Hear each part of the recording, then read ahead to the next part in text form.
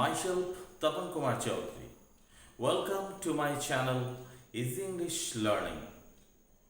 আজকে আমরা আবার উপস্থিত হয়েছি একটি নতুন ক্লাসে, নতুন একটি বিষয় নিয়ে। আজকে আমাদের ইংরেজি গ্রামারে যে বিষয়টি রয়েছে তার নাম সেন্টেন্স। এই সেন্টেন্স নিয়ে আজকে অল্প আলোচনা এবং এই অল্প আলোচনার মাধ্যমে সেন্টেন্সের সংক্ষিপ্ত বিষয় আপনাদের সামনে আমি তুলে ধরব। তাহলে চলে আসা যাক আজকের বিষয়টি নিয়ে আলোচনা। আজকের আলোচ্য বিষয় সেন্টেন্স, যেটা বোর্ডে লেখা হলো, যার বাংলা অর্থ হলো বাক্য। তাহলে সেন্টেন্স কথাটির বাংলা অর্থ হলো বাক্য। সেন্টেন্সের স্পেলিংটাও আপনাদের অবশ্যই মনে রাখতে হবে,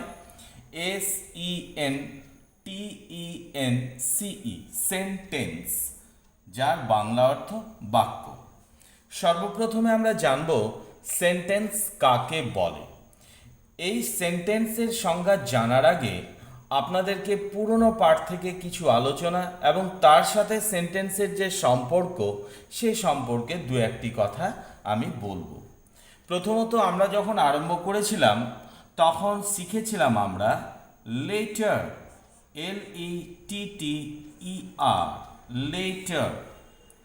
লেটার যখন সমাপ্ত হলো তখন আমরা শিখলাম ওয়ার্ড, WORD, ওয়ার্ড। ওয়ার্ড যখন সমাপ্ত হলো তারপরে আমরা শিখলাম সিলেবল, SYLLABLE, সিলেবল। তার মানে দেখুন ক্রমিক অনুসারে আমরা 1 by 1 কমপ্লিট করে এসেছি। এবার পরবর্তী বিষয় আমাদের যেটি হচ্ছে সেন্টেন্স, SENTENCE, সেন্টেন্স, যার বাংলা অর্থ বাক্য। নিশ্চিত আপনাদের জার্নি আরম্ভ হয়েছে বেশ কিছুদিন আগে থেকে। এখন আমাদের জার্নি ফরওয়ার্ড হয়ে আমরা এখন সেন্টেন্স অর্থাৎ 4র্থ নম্বর ধাপে আমরা উপস্থিত হয়েছি। তাহলে সেন্টেন্স সম্পর্কে এখন আপাতত আমরা ছোট্ট একটা ধারণা আপনাদের সামনে উপস্থাপন করতে চলেছি। তাহলে আজকের আলোচ্য বিষয় সেন্টেন্স, যে বিষয়টি জানার আগে আমাদের প্রথমে সেন্টেন্সের সংজ্ঞা জানতে হবে। তাহলে লিখে ফেলি সেন্টেন্সের সংজ্ঞা।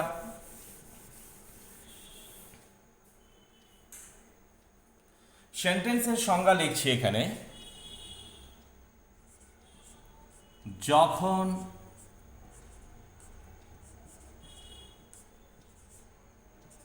কতগুলো শব্দ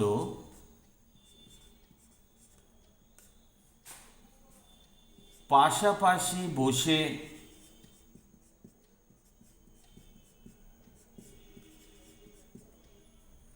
বসে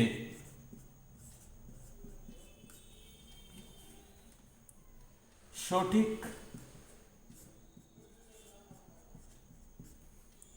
মনের ভাব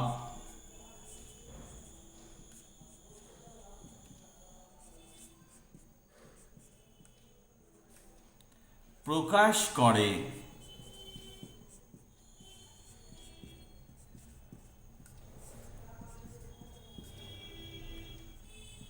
তাকে সেন্টেন্স বা বাক্য বলে। তাহলে সেন্টেন্সের আমরা সংজ্ঞাটা লিখলাম, সেই সংজ্ঞাটা আপনাদের সামনে আবার পুনরায় আমি পড়ে শোনাচ্ছি। যখন কতগুলো শব্দ পাশাপাশি বসে সঠিক মনের ভাব প্রকাশ করে তাকে সেন্টেন্স বা বাক্য বলে। ওকে, ক্লিয়ার? খাতা বের করুন, লিখে নিন সেন্টেন্স কাকে বলে। সেন্টেন্সের সহজতম সংজ্ঞা আমরা এখানে জানলাম। এবারে ইংরেজি সংজ্ঞা ইংরেজি ডেফিনেশনটা আমাদের জেনে রাখা উচিত, সেই ইংরেজি ডেফিনেশনটাও এর সাথে সাথে লিখে নিচ্ছি। আ combination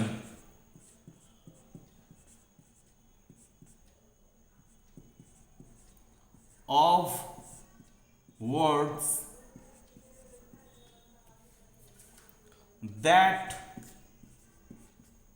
makes a complete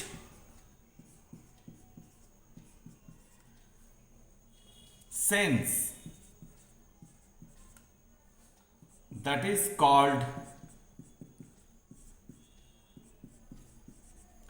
a sentence.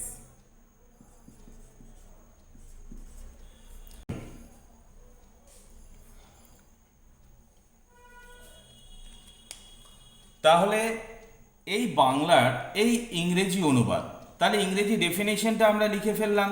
আরেকবার আপনাদের সামনে আমি ইংরেজি ডেফিনেশনটা বলছি। আ combination, COMBINATION, a combination of words that makes a complete sense, that is called a sentence. ওকে, তাহলে এখানে আমরা দুটোই সংজ্ঞা জানলাম, একটা হচ্ছে বাংলায় এবং একটা হচ্ছে ইংরেজিতে। এতদূর আমাদের কমপ্লিট হয়ে গেল। তাহলে সেন্টেন্স কাকে বলে তার সংজ্ঞাটা আমরা জেনে নিলাম। এবার এই সংজ্ঞাটার উপরে আমরা কিছু আলোচনা করব।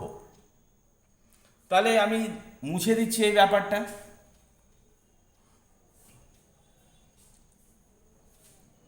আমি ইংরেজিটা মুছে দিচ্ছি। এবার বাংলা যে সংজ্ঞা আমরা সেন্টেন্স লিখলাম তার একটা বৃত্তান্ত সংজ্ঞা অনুযায়ী উদাহরণের মাধ্যমে আপনাদের সামনে আমি উপস্থাপন করতে যাচ্ছি। যখন কতগুলো শব্দ পাশাপাশি বসে সঠিক মনের ভাব প্রকাশ করে তাকে সেন্টেন্স বা বাক্য বলে। ধরুন, আমি বাড়ি যাই। সবথেকে সহজতম বাক্য লিখলাম, এখানে একটি বাক্য, আমি বাড়ি যাই। ইংরেজিটা হচ্ছে আই গো হোম। তাহলে এই হলো আপনাদের সামনে বাক্য। তার মানে কতগুলো শব্দ এখানে দেখুন, যখন কতগুলো শব্দ পাশাপাশি বসে, তার মানে এখানে কতগুলো শব্দ পাশাপাশি বসেছে। যেমন আমি একটা শব্দ, বাড়ি একটি শব্দ, যাই একটি শব্দ। তাহলে কটা শব্দ হলো? 1 2 3। এখানেও দেখুন, আই একটা শব্দ, গো একটা শব্দ, হোম একটা শব্দ। ইংরেজিতেও ঠিক তেমনই 1 2 3। এই তিনটি শব্দ মিলে পাশাপাশি বসেছে। যখন কতগুলো শব্দ পাশাপাশি বসে গেছে, এবং এটার মাধ্যমে বোঝানো হচ্ছে যে আমি বাড়ি যাচ্ছি। তাহলে সঠিক মনের ভাব প্রকাশ করছে। এর মাধ্যমে কি হচ্ছে? সঠিক মনের ভাবটা সেন্স, সেই সেন্সটা কি হচ্ছে? সঠিক। তখন তাকে আমরা বাক্য বলবো। তাহলে আমি বাড়ি যাই যেমন বাংলায় বাক্য, ঠিক তেমনই ইংরেজিতেও বাক্য হলো আই গো হোম। ক্লিয়ার হয়ে গেছে ব্যাপারটা? এবার একটু আমি ঘুরিয়ে আপনাদের সামনে বলছি যে এই সংজ্ঞাটা কেন এরকম রয়েছে।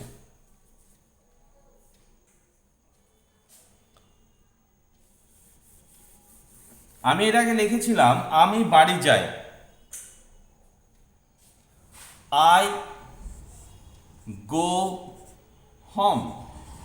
আমি ইংরেজি নিয়ে আলোচনা করছি যেহেতু ইংলিশ গ্রামার। এটি একটি বাক্য, আমরা যে বাক্যটা সঠিক দিয়েছিলাম, যে এই বাক্যটাতে আমাদের সঠিক মনের ভাব প্রকাশ করা হচ্ছে। আমি যদি এই বাক্য যদি এরকম লিখি, হোম তারপরে গো আই, এরকম যদি দিই, তাহলে কি এটি বাক্য? তাহলে এখানে দেখুন সংজ্ঞা অনুযায়ী যখন কতগুলো শব্দ পাশাপাশি বসে, পাশাপাশি তো বসলো, এখানেও যেমন পাশাপাশি শব্দগুলো বসেছে, এখানেও তো ঠিক পাশাপাশি শব্দ বসেছে। তাহলে কি এটা সঠিক বাক্য হলো? কিন্তু না, দ্বিতীয় একটা শর্ত রয়েছে, বসে তারপরে কি আছে? সঠিক মনের ভাব প্রকাশ করে। অর্থাৎ মনের ভাবটা সঠিক প্রকাশ করবে। এখানে আমি বাড়ি যাই, কিন্তু এখানে হম গো আই এটা দিয়ে সঠিক অর্থ প্রকাশ হচ্ছে না, তাই এটি বাক্য নয়। তাহলে শুধুমাত্র শব্দ কয়েকটা পাশাপাশি বসলেই বাক্য হয় না। শুধুমাত্র কতগুলো শব্দ পাশাপাশি বসলে বাক্য হয় না, তার সঠিক অর্থ প্রকাশ করতে হবে, তবেই সেটা বাক্য। তাহলে কন্ডিশন হচ্ছে নাম্বার 1 কতগুলো শব্দ পাশাপাশি বসবে, নাম্বার 2 কি হবে, সেন্স ক্লিয়ার করবে মনের ভাব, অর্থাৎ সঠিক মনের ভাব প্রকাশ করতে হবে, তবেই সেটা বাক্য হবে। তাহলে সবথেকে বড় জিনিস হচ্ছে সেই শব্দগুলোকে নিয়ম মাফিক বসাতে হবে, ইন রেগুলার ফরমেশনে বসাতে হবে।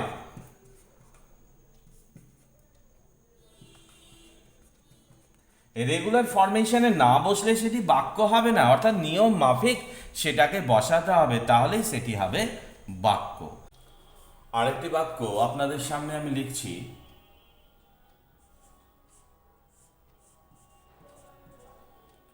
গরু মাংস খায়।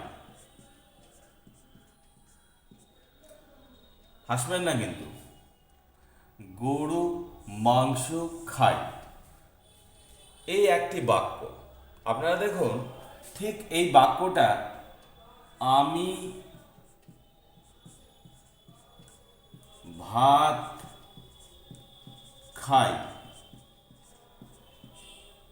আমি ভাত খাই, গরু মাংস খায়, অর্থাৎ এই বাক্য এবং এই বাক্যের গঠনগত দিক থেকে একই। আমি ইংরেজিটা লিখে দেখাচ্ছি এবার, কাউ ইটস মিট। আমি ভাত খাই এটা ছিল আই ইট রাইস।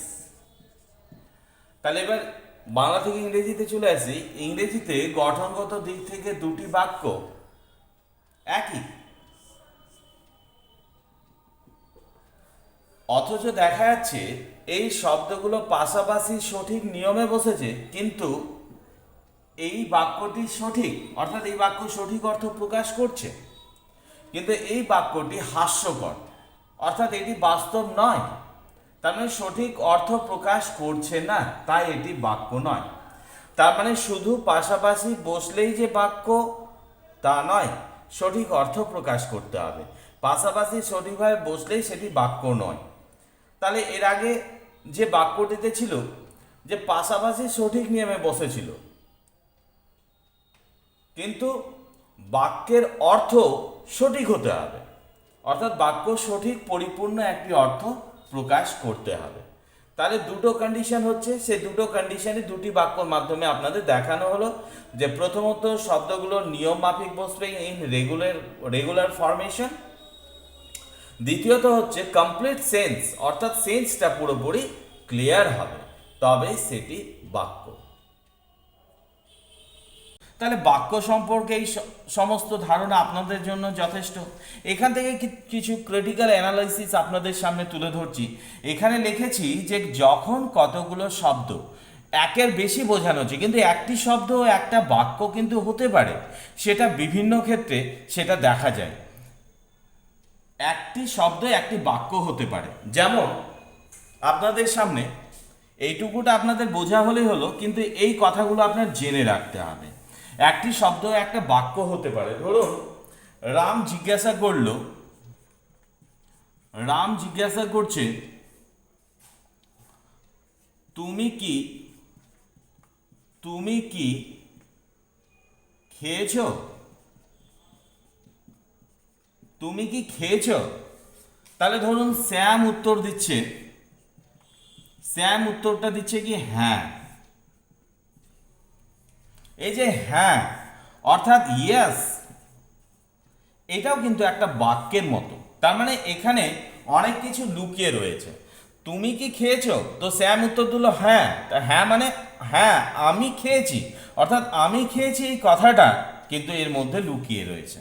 আবার হতে পারে নো, তার মানে আমি খাইনি এই কথাটা লুকিয়ে রয়েছে। তাহলে ইয়েস এই একটি মাত্র শব্দ একটা বাক্য হতে পারে। বাস এই সম্পর্কে আর বেশি কিছু আমি বলছি না। তাহলে এই হচ্ছে আপনাদের সামনে বাক্য এবং তার কিছু কথা আপনাদের সামনে লিখে দেখানো হলো। এবার প্রাথমিকভাবে যে বিষয়টা আমাদের এই বাক্যের মধ্যে জানতে হবে সেটি লিখতে আছে বাক্যের গঠন। বাক্যের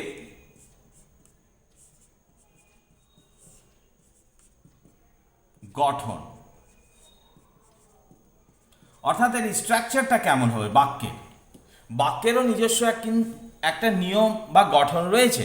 সেই স্ট্রাকচারের মাধ্যমে বাক্য গঠিত হয়। শুধুমাত্র আবোল তাবোল ভাবে পাশাপাশি কতগুলো শব্দ বসালেই সেটি বাক্য হয় না, সেটি আমি এর আগেই বললাম। তাহলে বাক্যের গঠনটা কি, তার নির্দিষ্ট একটা নিয়ম আছে। সাধারণত বাক্যের যে গঠন তা হলো প্রথমে হবে সাবজেক্ট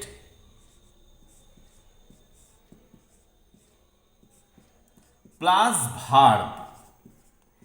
এটা হচ্ছে বাক্যের প্রাইমারি স্ট্রাকচার অর্থাৎ প্রাথমিক বা বুনিয়াদী গঠন। বাক্যের এটা হচ্ছে একদমই প্রাথমিক বা বুনিয়াদী গঠন। এটা হচ্ছে সাবজেক্ট প্লাস ভার্ব। অর্থাৎ সাবজেক্ট কথাটার বাংলা অর্থ হলো কর্তা, ভার্ব কথাটির অর্থ হলো ক্রিয়া।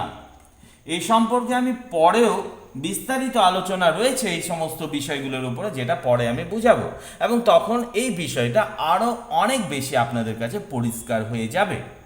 তাহলে সাবজেক্ট মানে হচ্ছে কর্তা প্লাস ভার্ব মানে হচ্ছে ক্রিয়া। তাহলে সাবজেক্ট কাকে বলো? বাক্যে ক্রিয়াকে যদি কে বা কারা দিয়ে প্রশ্ন করি, কে বা কারা দিয়ে যদি প্রশ্ন করি, তাহলে যে উত্তরটা পাবো সেটাই হবে সাবজেক্ট। আর কর্তা যে কিছু করে, কিছু করাই হচ্ছে ক্রিয়া। অর্থাৎ বক্তা কিছু করছে বাক্যের মধ্যে, সেই করাটাই হচ্ছে কিন্তু ক্রিয়া, সেটাই হচ্ছে ভার্ব ইংরেজিতে। তাহলে সাবজেক্ট এবং ভার্ব প্রাথমিক, এটা হচ্ছে বুনিয়াদী গঠন। তার সাথে কখনো কখনো আমরা তারপরে আস্তে আস্তে বাক্যগুলো বাড়তে থাকবে অবজেক্ট থাকে। তার মানে অবজেক্ট কথাটির অর্থ হলো কর্ম, অর্থাৎ কর্ম বাক্যে থাকে।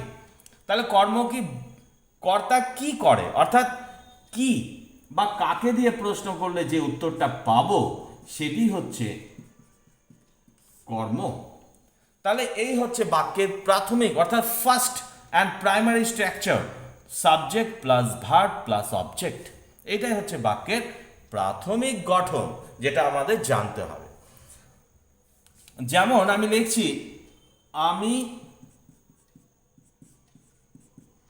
ভাত খাই, এই একটি বাক্য আপনাদের সামনে। তাহলে যখন আমরা ইংরেজি করব তখন কি দাঁড়াবে? ইংরেজি করলে সাবজেক্ট ভার্ব প্লাস অবজেক্ট এই স্ট্রাকচারে আসবে। ইংরেজিটা দাঁড়াচ্ছে সাবজেক্ট হচ্ছে মানে কে খাচ্ছে, খাওয়ার কাজটা, এই যে খাই এটা হচ্ছে ভার্ব। এই খাওয়ার কাজটা কে বা কারা করছে, তাহলে দেখতে পাচ্ছি এখানে আমি, মানে কে দিয়ে প্রশ্ন করলে উত্তরটা আসছে আমি। তাহলে আমিটা হচ্ছে সাবজেক্ট, যার ইংরেজি হচ্ছে আই। তারপরে দেখুন ভার্ব, অর্থাৎ এখানে ভার্ব কি আছে, কোনো কিছু করা, তাহলে খাওয়া একটা কাজ করা, তাহলে খাই হচ্ছে ভার্ব, তাহলে ভার্বটা বসলো ইট। তারপরে আসছে কাকে বা কি, তাহলে কি খায়, তাহলে ভাত। এই কি দিয়ে প্রশ্ন করলে যে উত্তরটা আমরা পাবো সেটা হচ্ছে কি দিয়ে প্রশ্ন, সেটা হচ্ছে ভাত। তাহলে এই ভাতটা হচ্ছে রাইস। তাহলে এখানে দেখুন subject plus verb plus object আপনাদের সামনে বসলো। তাহলে এটি হলো বাক্য। তাহলে এবার এই বাংলা এবং ইংরেজিতে একটু আপনারা তফাৎ লক্ষ্য করুন। বাংলাতে কিন্তু subject plus object plus verb, অর্থাৎ বাংলার যখন গঠনটা হচ্ছে তখন গঠনটা দাঁড়াচ্ছে subject plus object plus verb, এই রকম গঠনটা দাঁড়াচ্ছে। কিন্তু ইংরেজিতে গঠনটা হচ্ছে subject plus verb plus object, এটা হচ্ছে ইংরেজির গঠন। বাংলা এবং ইংরেজির গঠনের মধ্যেও আমি পার্থক্যটা অল্প করে আপনাদের সামনে দেখালাম। কি বুঝলেন তো? তাহলে কত সহজ ব্যাপারটা রয়েছে। এই অল্প একটা ধারণা, যেটা আপনারা অতি সহজে সেন্টেন্স সম্পর্কে যে আপনাদের ধারণা, সেই ধারণাটা ক্লিয়ার করা গেল। খুবই সহজ ক্লাস। আপনারা সেন্টেন্স সম্পর্কে এইটুকু ধারণা আপনাদের কাছে যথেষ্ট। পরবর্তী ক্লাসগুলোতে আবার সেন্টেন্সের আরও বিভিন্ন কিছু আমরা জানতে পারব। সেন্টেন্স বিষয়টি আপনাদের কাছে যথাসম্ভব আমি সহজ করে উপস্থাপন করার চেষ্টা করলাম। আশা করি আপনাদের এই ছোট্ট আলোচনা অত্যন্ত মূল্যবান হয়ে দাঁড়াবে এবং খুব সহজে আপনাদের মস্তিষ্কেও এটি প্রবেশ করবে। পরবর্তী ক্লাসগুলোতে আমরা আরও বিভিন্ন কিছু জানতে পারবো এবং পরবর্তী ক্লাসে সেন্টেন্সের আরও বিভিন্ন ডিভাইডেশন বা বিভাজন রয়েছে সেই সম্পর্কে জানবো। তাহলে ক্লাসের সঙ্গে অ্যাটাচে থাকুন, ক্লাসগুলো দেখতে থাকুন, পরবর্তী ক্লাসগুলোর জন্য অপেক্ষা করুন। প্রতিদিন একটা করে ক্লাস আপলোড হচ্ছে। আরও বিভিন্ন কিছু দেওয়ার আমার মানসিকতা তৈরি হয়েছে এই ইংরেজিকে এনহ্যান্স অর্থাৎ আরও সমৃদ্ধ করার জন্য।